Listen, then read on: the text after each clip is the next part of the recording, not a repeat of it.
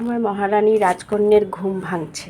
আজ প্রথম ঘুম ভাঙাটা আমি তুলে রাখছি, বড় হলে আমি দেখবেন ওনাকে আমি কিরম করে ঘুম ভাঙাতাম। সোনা সোনা সোনা আমার মহারানী। মহারানী কেটে লক্ষ্মী ভাই আমার। ও মা, মা গো, ও মা। এর ঘুমটা খুব স্পেশাল, চট করে ওনার ঘুম ভাঙে না, অনেক সাধনা করে ঘুম ভাঙাতে হয়। আমার সোনটা মা, আমার সোনটা মা।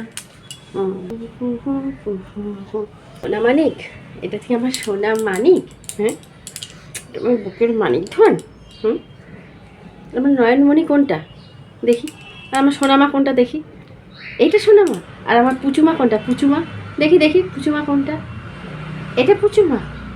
আর আমার নয়নমণি কোনটা, ও এইটা নয়নমণি।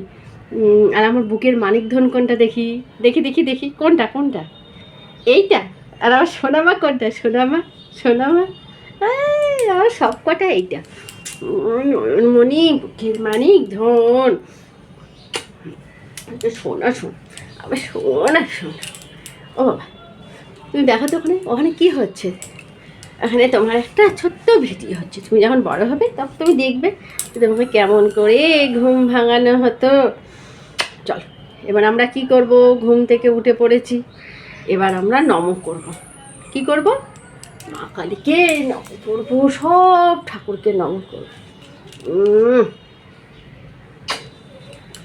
সকালের আদরের পর্ব শেষ হতে অনেকটা সময় লাগে, আগে আদরের পর্ব শেষ হবে, তারপর সব কাজ হবে।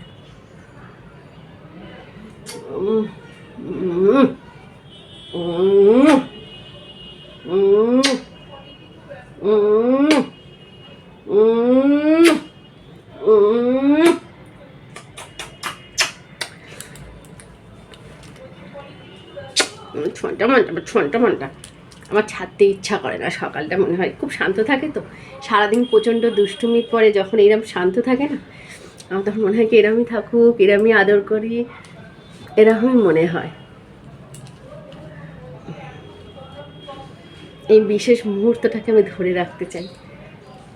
একটা সময় তো সব বাচ্চারা বড় হয়ে যায়, তাদের নিজের নিজের জগৎ হয়ে যায়, তখন এই সব মুহূর্তগুলো না বাবা মায়ের কাছে খুব মূল্যবান হয়ে যায়। তাই এই মুহূর্তটা ধরা থাকলো।